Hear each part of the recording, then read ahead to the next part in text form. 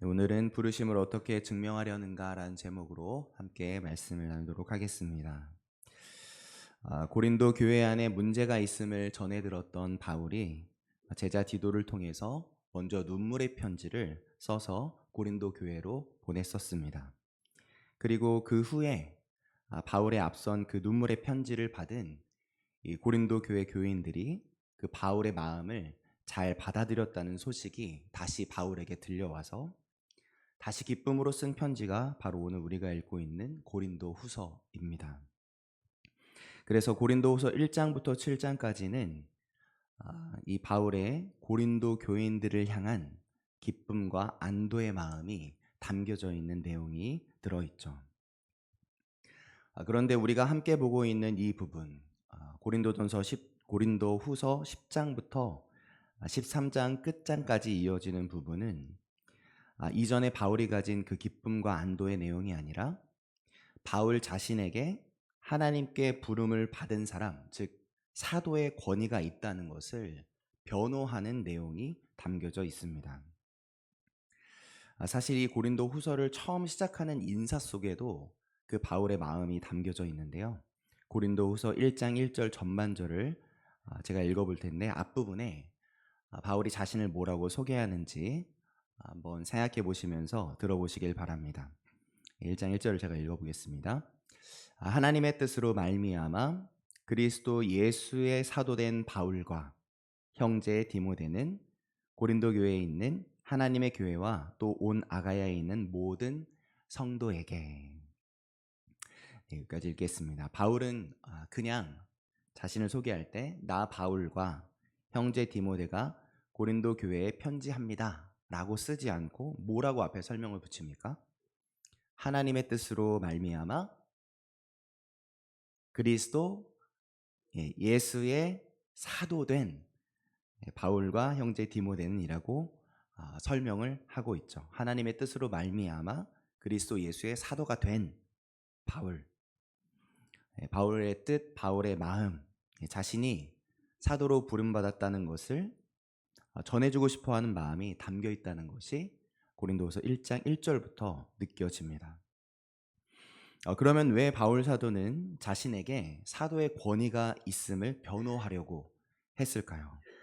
그랬던 이유는 고린도 교회 안에 몇몇의 자칭 큰 선지자들, 스스로 지극히 큰 선지자라고 말하는 이들 때문이었습니다.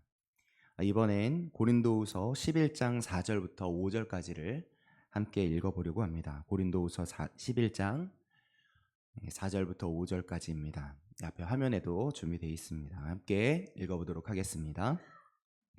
만일 누가 가서 우리가 전파하지 아니한 다른 예수를 전파하거나 혹은 너희가 받지 아니한 다른 영을 받게 하거나 혹은 너희가 받지 아니한 다른 복음을 받게 할 때에는 너희가 잘 용납하는구나. 나는 지극히 크다는 사도들보다 부족한 것이 조금도 없는 줄로 생각하노라.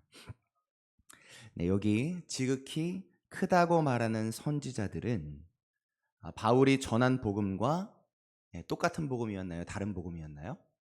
다른 복음을 가르쳤을 뿐만 아니라 괘씸하게도 바울이 하나님의 사도로 부름받은 사람이라는 것을 고린도 교회의 교인들로 하여금 의심하도록 만들었던 것이죠.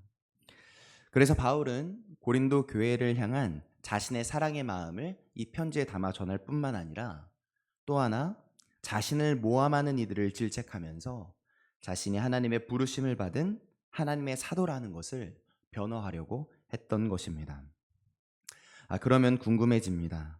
자칭 지극히 큰 사도들은 무엇을 가지고 바울의 사도성을 의심하게 만들었을까요? 어떤 말을 했길래 고린도 교인들의 마음을 흔들리게 되었던 것일까요? 그것은 바로 바울의 연약함 그리고 바울이 겪은 고난들이었습니다. 그들은 바울이 가진 연약함과 바울이 겪었던 고난의 모습을 말하면서 고린도 교회인들의 마음을 흔들어 놓았던 것이죠. 그들은 이렇게 설교했을 것입니다. 이제 자칭 큰 사도들이 고린도 교인들에게 이렇게 설교했을 것 같다고 말씀드리는 부분입니다.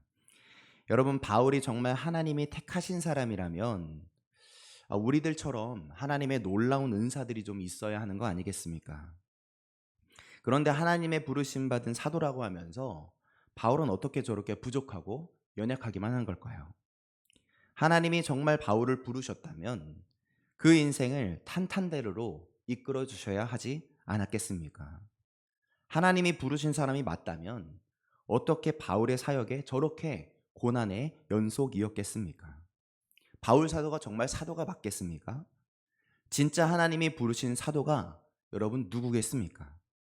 하나님이 도우사, 자랑거리가 넘치고 은사가 넘치고 탄탄대로를 걷는 사람들, 더 놀라운 환상과 계시를 보고 전하는 이들, 바로 여러분의 눈앞에 있는 저희들, 우리들이야말로 하나님이 부르신 사도가 아니겠습니까? 라고 외쳤던 것이죠. 고난을 당하는 바울, 부족하고 연약한 바울과는 달리 자신들이 가진 우월함을 드러내고 자랑하는 거짓 사도들의 모습, 그리고 그런 그들에게 이리저리 흔들리고 있는 고린도 교인들. 바울은 바로 그들에게 오늘 본문 12장 1절에서 이렇게 말을 꺼내죠. 무익하나마 내가 부득불 자랑하노니. 이 첫 번째 구절 한 구절에도 바울의 심정이 가득히 들어있는 것 같습니다. 바울 사도는 자랑하는 게 유익하다고 합니까? 무익하다고 합니까? 유익하나마입니까? 무익하나마입니까? 무익하다고 하죠. 무익하나마입니다. 무익하다라고 합니다. 그런데 어떻게 하겠다고 합니까? 내가 부득불 자랑하노니 라고 합니다.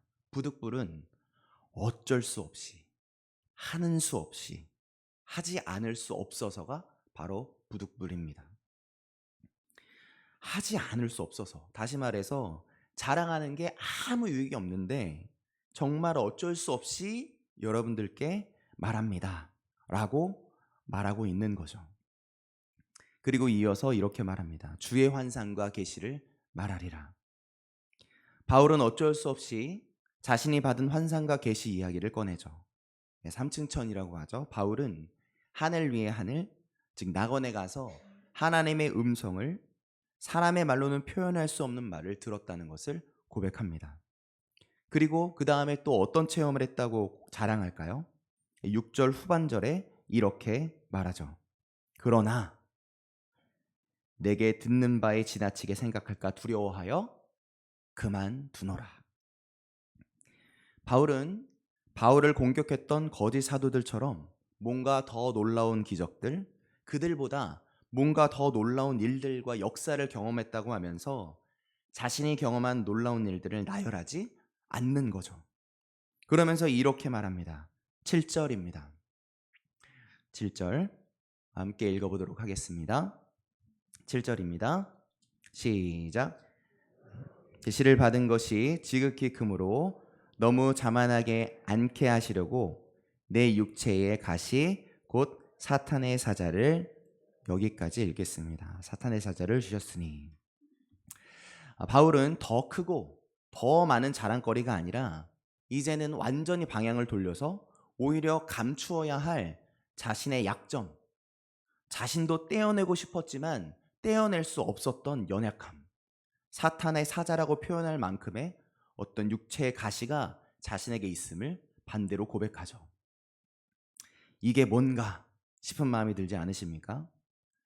여러분, 다시 앞에 말씀을 생각해 보시길 바랍니다. 바울이 무엇을 하려고 이 고린도 후서를 썼다고 했습니까?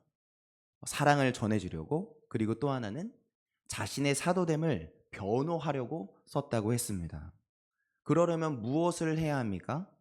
당연히 자칭 큰 선지자들이 했던 못된 말, 은사가 적다, 연약하다, 탄탄대로가 열리지 않으니 진짜 바울 사도가 맞겠느냐라고 폄훼하는 그들의 말을 완전히 반박하면서 그들의 콧대를 완전히 꺾어줘야 하지 않겠습니까? 이렇게 말해야 되는 거죠. 이런 거짓 사도들 같으니라고. 너희들이 가진 은사는 진짜 쬐끄만한, 정말 코딱지만한 은사야. 너희들이 경험한 그 영적 체험, 그까짓 것은 정말 기초적인 수준이야. 내가 경험한 은사를 한번 나열해봐. 너희들이 은사를 알아? 네라고 하면서 바울이 체험한 그 놀라운 사건들, 거짓 사도들은 경험하지 못한 더 크고 놀라운 역사들을 더 쭉 나열해줘야 하는 것 아니겠습니까? 그래야 고린도 교인들이 역시 바울, 그랬구나, 역시 바울 사도가 진짜 사도구나 라고 하지 않았겠습니까? 그런데 지금 바울은 무엇을 하고 있죠? 자기 자랑거리가 아니라 자기 연약함을 드러내고 있습니다. 왜 그렇게 했죠? 하나님이 바울 사도에게 놀라운 비밀을 드러내 주셨던 것입니다. 그 비밀, 오늘 본문 8절부터 10절에 있습니다. 우리 같이 8절부터 10절까지 함께 읽어보도록 하겠습니다. 이것이 내게서 떠나게 하기 위하여 내가 3번 주께 간구하였더니 나에게 이르시기를 내 은혜가 내게 족하다. 이는 내 능력이 약한 데서 온전하여 짐이라 하신지라. 그러므로 도리어 크게 기뻐함으로 나의 여러 약한 것들에 대하여 자랑하리니 이는 그리스도의 능력이 내게 머물게 하려 함이라. 그러므로 내가 그리스도를 위하여 약한 것들과 능욕과 궁핍과 박해와 곤고를 기뻐하노니 이는 내가 약한 그때의 강함이라. 아멘. 바울이 발견한 이 놀라운 비밀은 우리의 생각을 완전히 전복시키는 말씀이요, 하나님이 빚어내시는 놀라운 역설의 길입니다. 바울은 약한 것을 왜 자랑한다고 합니까? 이는 그리스도의 능력이 내게 머물게 하려 함이라. 또 바울은 약한 것들과 능욕과 궁핍과 박해와 곤고를 왜 기뻐한다고 합니까? 이는 내가 약한 그때의 강함이기 때문이죠. 분명 당시 고린도의 거짓 사도들은 자신들에게 있는 강함을, 자랑을 열심히 고린도 교인들의 앞에서 드러냈을 것입니다. 자신들에게 얼마나 큰 은사가 있는지, 얼마나 놀라운 경험들이 있는지를 드러내는 것으로 자신이 하나님의 부르심을 입은 사도라는 것을 사람들에게 증명하려 했을 것입니다. 그리고 그들이 목적했던 대로 고린도 교인들은 그들의 강함과 그들의 자랑을 들으면서 이렇게 생각했을 것입니다. 이들에게는 우리에게 없는 자랑거리가 있네.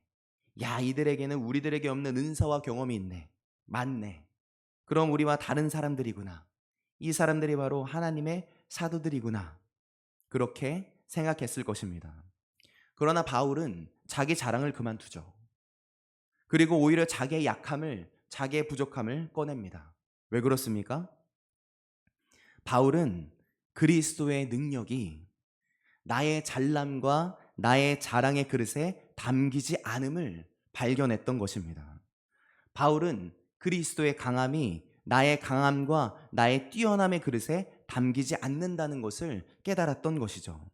그래서 바울이 이전에 이렇게 고백하지 않았습니까? 우리가 이 보배를 질그릇에 가졌나니. 어디에 보배를 가집니까? 질그릇입니다. 여러분, 예수 그리스도라는 보배를 하나님이 어디에 담아주신다고 하시는 겁니까? 반짝이는 금그릇에 담아주신다고 하십니까? 아니죠.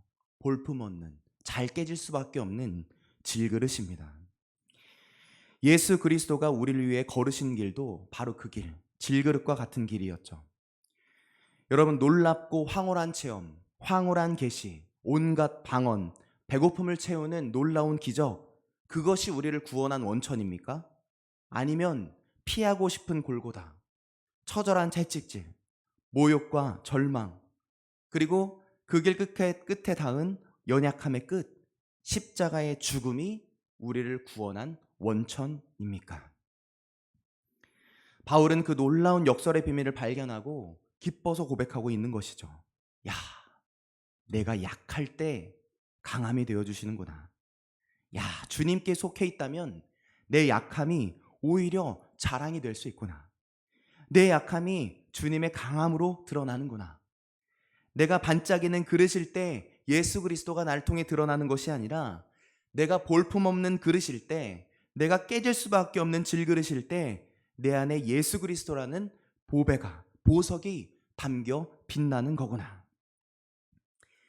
약한 것을 자랑하는 것으로, 자신의 정말 부족한 것을 자랑하는 것으로, 육체의 가시가 빠지지 않아서 아파하는 그 약함에 갈라진 틈으로 하나님의 은혜의 빛이 눈부시게 새어나고 있다는 것을 고백하면서 바울 사도는 자신이 하나님이 부르신 사도라는 것을, 연약하기에 하나님의 은혜를 붙들 수밖에 없는 참 사도라는 것을 증명하고 있고, 바로 하나님은 그 바울의 증인이 되어주고 계신 것입니다.